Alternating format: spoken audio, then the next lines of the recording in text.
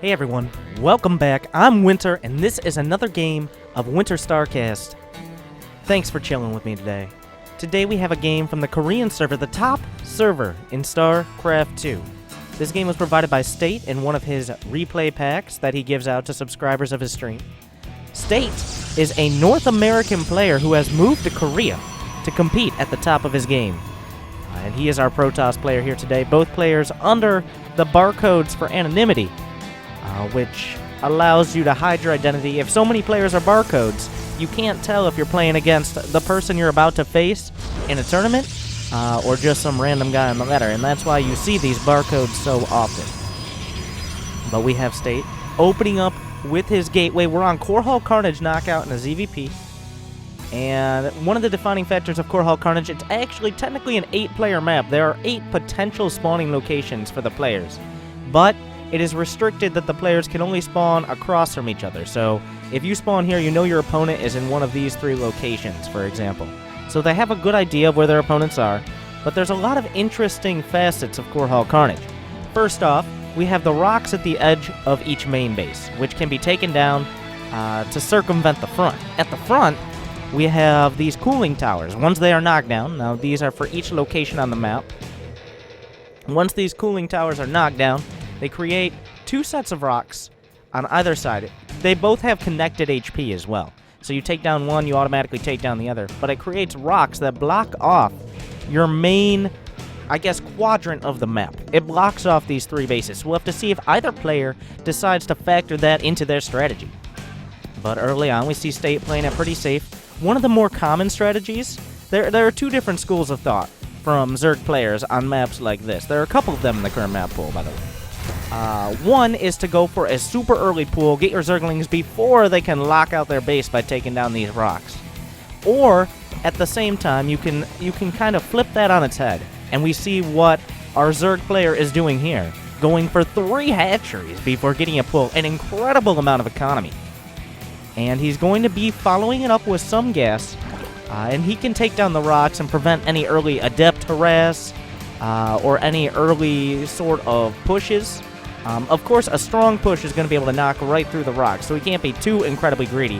Looks like he's just going to be about as safe as possible and get that Zergling speed, pulling off of gas to have a higher mineral-based economy. So we see the intent here from our red Zerg is going to be pump out the drones, get a massive economy, and then I would expect a transition into lair tech. And a very common theme we've been seeing lately is Hydralisks. Now, a little bit interesting, State not opting to go with the more customary Stargate early on, but instead going for robotics. Most Protosses lately have been going for the Stargate to get map control, to keep early dropper lords, overlords with that early drop upgrade, from getting into their bases. But we see State in a little bit of a different style, going for a warp prism. So he knows his opponent. He's already scouted. That probe came in. I failed to point that out, but that probe came in, and it already saw the timing of everything. He saw that there was going to be gas. He knows that his opponent is going for the spawning pool a little bit later on and getting a bigger economy. So it looks like he wants to do at least a little bit of harass here. Of course, there's your customary Stargates coming up. The double Stargate to follow up. He's taking down his rocks as well. He's going to rock himself out from the rest of the map. Oh, just a single adept in that warp prism. He's adding on a couple more gates. He will be able to warp in more adepts. But what I expect to see with this is forcing out some Zerglings. Now, the Zerg player has locked himself into his base. Zerglings aren't going to do very much for him except defend. And Zerglings are a very mobile unit. They want to be able to attack. So using this warp prism to kind of force out units is a beautiful strategy. Well, does he actually see the warp prism? Yeah, the Overlord sees the warp prism. That should force a handful. No, we actually see an extra queen being brought up. Some roaches on the way. Do we have an Evo chamber yet? No Evo chamber yet. So he's not really going for the roach upgrades. This looks to be just defensive so far. A single Overlord will come in. It will scout the robo, will scout the gateways, but the most important thing it does not scout are those Stargates. Now here comes the Warp Prism. Whoop. The Queen softening it up heavily. He's going to be forced to retreat with next to no damage done. Beautiful defense out of Zerg so far. So we're going to have to see the follow-up. This Warp Prism has essentially been shut down. A very minimalist, but completely competent defense out of Zerg. But this is not where State is putting all of his investment. This Warp Prism is just forcing out these units. It's encouraging him to make ground units, and not Spore Crawlers, and not Hydralisks, and not all these things that are effectively required to respond to the Phoenixes. Now, of course, he knows his opponent's still mostly locked in. State's able to pick up this third base. The question is, when will the Phoenixes be revealed? A little bit of harass over here. A grand total of 2 workers killed. Nothing too incredibly intense, but State, he's building up these Phoenixes now. He's adding on another robotics. So what we're going to see is an almost Zerg-like tech switch. He's going to try to get as much... He's going to try to sweep over to the other side of the map with these Phoenixes, get as much damage done as possible, and then switch directly into Immortals, into upgrades, into a knockout punch-level ground army. And that army is going to be incredibly difficult to beat. We've seen it so many times in Korean games where this Immortal Archon charge lock composition, I would expect to see a Twilight Council very soon. We haven't seen one already. Looks like he doesn't have one yet, but that's the next progression as well. But he's swinging these Phoenixes all around. There's a grand total of 0 Spore Crawlers on the map to defend against this. Has he figured it out yet? It looks like these are going to want to become Spore Crawlers soon enough. But the Phoenixes are taking every precaution here to avoid being seen. Now we see the Spore Crawlers coming up. It looks like some Overlords have scouted it, but the damage will already be done. The energy has already been banked up. They drank their Red Bulls this morning, and it looks like State does even lift, as a lot of workers are going to go down. Even coming in here with the Warp Prism, a little bit sloppy. Going to lose a couple Phoenixes here, but completely worth the cost as we see 14 workers taken out in this initial assault. And this is great damage out of State so far. He's kept most of his Phoenixes alive. Very importantly, he kept the Warp Prism alive as well. He's lost a couple Phoenixes as they start to rally out here, but still locked in his base is Zerg. We see the Adepts coming in. He's a little bit in range of that Spore Crawler. Will be forced to back off. The Phoenix is trying to slip over to the side. The Hydra's going to take that opportunity to pick another one of them off. But at the same time, it's not about the Phoenixes anymore. It's about, can he get to the follow-up? And if the answer is yes, our Zerg player is going to be in a lot of trouble. We're looking at the upgrades here.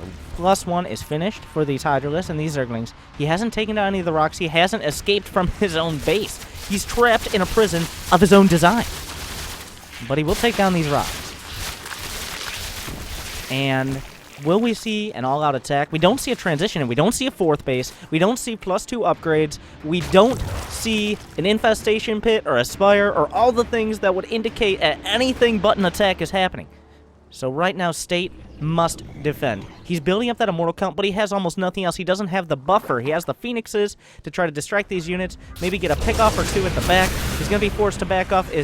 I don't know if this drone is intentional here. Is he actually going to take the gold in the middle? Ooh, the Warp Prism being caught out. A little bit of very strong collateral damage, but State is cutting off the train of reinforcements here. He's forcing these Hydralisks all the way back, and for probably the first time ever, we're seeing someone take this gold base with the most ridiculous mineral patches in the middle. But State is buying time. That is what he needs right now. He needs time. This Zerg army coming across is incredibly strong. We're looking at 106 versus 72 army supply, but the cost effectiveness of State's army is very high. There are Immortals, there are Pylons for overcharge, there's a bunch of Zealots being warped, and there's no Sentries, and there's no Archons. Those are the big ones here. Those are units that can really help out. Oh, the Phoenixes caught sleeping for a second. No overcharges used. He has 4 banked up. The reinforcements being cut off by these Phoenixes beautifully. The Hydralisks are once again forced to retreat. For every step he takes forward, it seems like he's taking 2 steps back. State is buying a lot of time, a lot of space. He's going to finish this +2 attack. We've got charge coming up. More Immortals. The count right now is at 10. He's had double digits, which is going to be incredibly hard to beat. Finally, we see our Zerg player transitioning, getting the Carapace, getting the Infestation Pit. The Templar Archives charge and +2 are almost done, though. And State knows about this gold base. He's actually mining from it. Oh, my God. but State is coming in. The full might of the Protoss army. The Immortals slamming forward. The double time warp as well. The charge lots are taking the damage. He's trapped between a mineral and a hard place. But the Zealots are starting to thin out here. The Immortals look like they will be forced to retreat, and State may have overstepped and overstayed his welcome. Not quite getting enough done. He doesn't have any Archons in front. A couple more Immortals will be the casualties of this failed attack. But overall, a lot of damage was done here. I don't know if our Red Zerg can press the advantage. Now, he does have that fourth base still. Let's look at the worker counts. 59 against 68, actually, in favor of State here. 142 to 157 supply, and despite not being able to finish with that attack, State has another level of tech. He's going for the Storm, as there's no transition for our Zerg. He's got Hydras, he's got Roaches, he's got a handful of Zerglings, but he hasn't upgraded his attack. He does have the Carapace, but that's not going to do anything against Storm. He doesn't have Lurkers, he doesn't have any sort of hive tech, especially Broodlords would be ideal to combat this ground army, which has very little in long-range anti-air. But he does have that fourth base, and he's money off the gold. State does not have any sort of fourth on the way. He's looking for a knockout blow. Will his opponent crumble to this attack? He's trying to escape from his base. Storm is completed. There are plenty of Immortals here. We're looking at 11, even more than the previous attack. We got so many Templar at the back. A handful of Archons to help him break out. A Stormhammer strikes home as the Zerg army is forced to retreat. The Immortals are stepping forward, and the Charge Lots are doing it much more quickly. Still, plenty of Storms at the back. He's trapped behind those minerals. He's filtering through. The supplies are actually in favor of State at the moment. That hatchery is very low, and now it is very dead. Now it's 3 bases to 3. The army heavily in favor, the unit composition heavily in favor of State here in the Zerg versus Protoss, as he will swing around to the top. We see the Zerg army in full retreat, but what can he build? The Lurker Den is almost done. 2 Vipers on the way, but they are not done yet. The War Prism is in place to reinforce. We could be looking at the killing blow. Will the Rocks be taken down by State? He gets a few more Archon. Well, assume going to be Archons here. And more Zealots. He's maxed out, and this is his best chance to move in for the kill. The Vipers have completed. A couple Blinding Clouds could really help out against these Immortals. But State is not gonna wait. As he's going forward, more Storms in the back. The Archons tank the damage so the Zealots and Immortals can get into position. The Storms wash over the entire army. The splash damage is incredibly strong, and it looks like State just evaporates the entire... Even the probes joining the fight, and we see State taking it home. A beautiful execution there in this Zerg versus Protoss. Thank you guys for watching once again. Make sure to like, subscribe, give me feedback on WinterStarcast in the comments below. Thank you to State for the replay. Thank you guys for watching. Good luck, have fun, and happy StarCrafting.